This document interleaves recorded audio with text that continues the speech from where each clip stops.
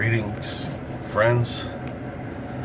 This is, I don't really know what this is, man. I'm leaving the house right now to go and get some things, some holistic stuff that a very kind lady on YouTube sent me some information about holistic things that might shrink the tumors. So I'm gonna try and get to a vitamin or health food store and do this.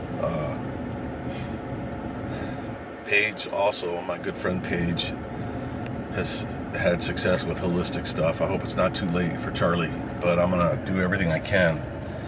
I just feel like I need to talk. You know, I hate to be, believe it or not, I'm not enjoying the victim role.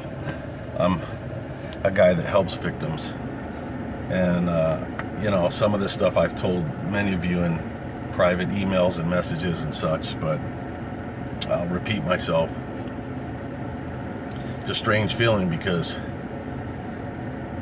I've been around death so much that you would think I was a combat veteran. I mean, I've waded through the blood and guts of innocent people and taken IDs out of their wallets and everything you can imagine. I dealt with the suicide of my sister, and you know, I thought I had the death thing really wrapped up.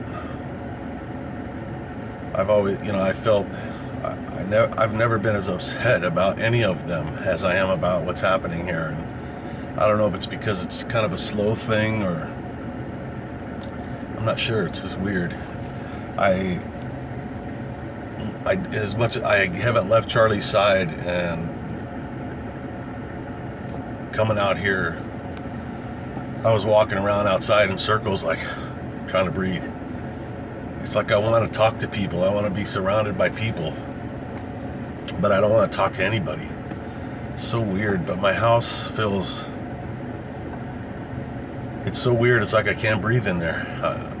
It's like I have no air. Imagine if you were sitting in a box with a hot towel wrapped around your face, a hot wet towel, and you're trying to breathe, and you're just waiting for Mr. Death to show up and take the person you love away from you. That's what it feels like in my house. And you know, I stay up all night and I try to watch a movie here and a movie there on Netflix, and thank God. And I've got two people playing Words with Friends. Bob Alvarez, thank you. And another guy. I suck at that game, but it's like those little diversions they're priceless gifts, man. It's getting me away from, you know, and I don't feel sorry for myself. That's the thing. I'm not crying over myself. A part of me is crying because, like I said, I'm crying for myself. You know, I can't picture sitting right here without him. You know, I'll be sad when all the hair is gone. That's screwing up my truck, you know. Someday it won't be there and I'll be sad. But, you know, I'll deal with that. I cry mostly for, I can't help my boy at all. And the scariest thing, just before I left, I was giving him a treat. I felt his,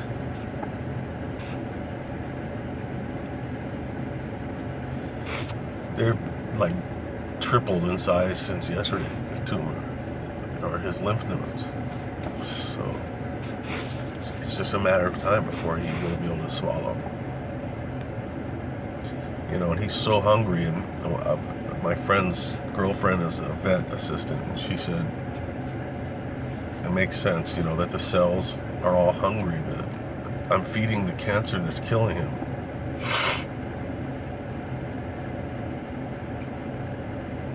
And then there's the great unknown. Like, I don't know how this is going to end. I mean, I know how it's going to ultimately end, but the mechanical steps of making the decision to call the vet and have the vet come to my house. You know, Charlie will wag his tail. He'll be happy to see her, and then I'll think, oh my God, he's healthy. What am I doing? I know I'll overanalyze everything like I always do. And he'll smile and he'll be friendly to her, and she'll put a IV in his leg and he'll wonder what the hell's going on, and then I'm gonna sit and hold him and then give her a nod like Hitler at a fucking concentration camp, and she's gonna push in the medicine or the poison, and he's just gonna die right in my lap. Wow. And I worry about, you know, who's gonna cremate him, and what if they just throw him in the oven like a bag of trash? What if they mix him up with other dead dogs? Because what if they don't care? Can I get over there? Can I inspect the place? Can I be there when they do it? Can I make sure they clean out the oven? It's just like a million things. That and a billion other things going through my head nonstop. And then on top of it, my wife and I are getting some weird disease where our throats are swelling up. Maybe it's like sympathy lymphoma or something, man. I can barely swallow myself. Which I was going to say, I told my buddy Roger. He's sent me a very good email. But this is a really good diet. You know, there's nothing like heartbreak to make you lose weight. I remember when I started my divorce in 2004, man, I was just like 5 pounds away from 300 pounds. By the time I got through it, I looked like a Navy SEAL. I mean, I had lost so much weight, people thought I was smoking crack. And it's funny because I've lost 13 pounds. As of right now, I've lost just a little over 13 pounds since Thursday, and it's Sunday now. That's awesome. And I know it's not healthy. I know it's not a good way to lose weight, but I'll take it because I'm at 265.4. And my ultimate dream goal was to hit 255. Christ, I'm almost there. I can thank Charlie for that. But anyways, I'm gonna go get milk thistle and some coconut oil and some other things that are supposed to help reduce the swelling. And it's so weird.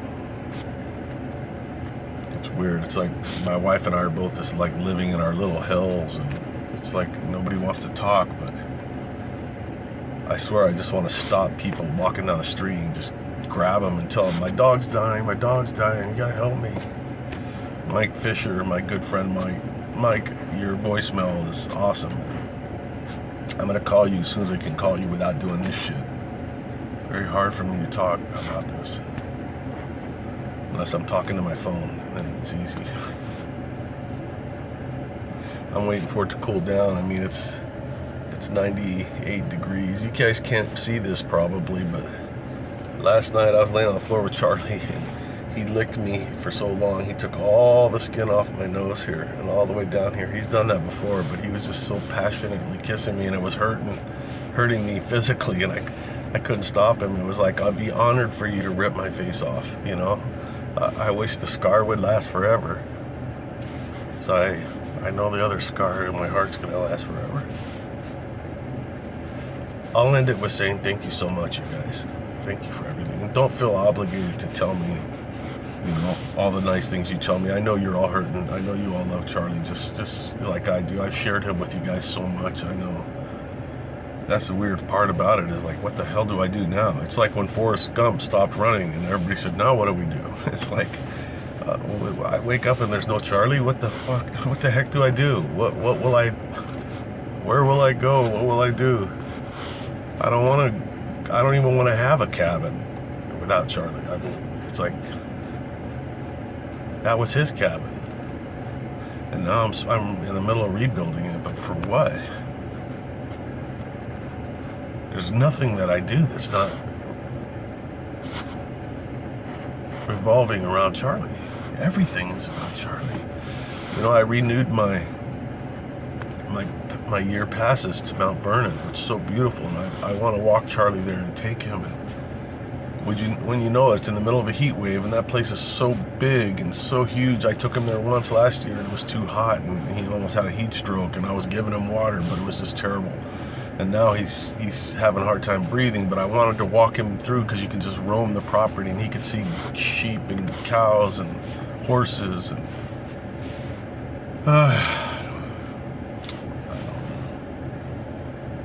I'm stuck here because of this fucking heat. It's too hot now for him.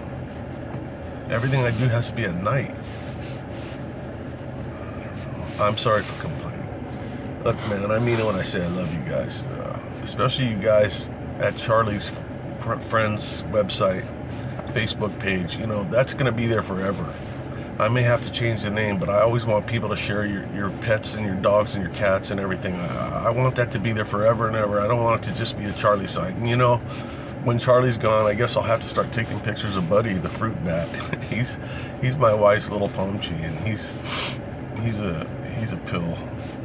He's a rescue. But you know, he's a cute dog, but he's like a dog and Charlie's like a person. You know, so I love Buddy, but maybe I'll have to tattoo Buddy on my earlobe or something. He's so small. I don't know. But I love you guys like brothers and sisters, and you know, Debbie, all of you guys. I mean, I can't name all of you guys because first of all, my head's spinning. I can't think of everybody's name. You know who you are. Gosh, there's one lady, I can't think of her name. It's terrible. She's been sending me such great messages. You know who you are. Reincarnation. You know, we believe in that.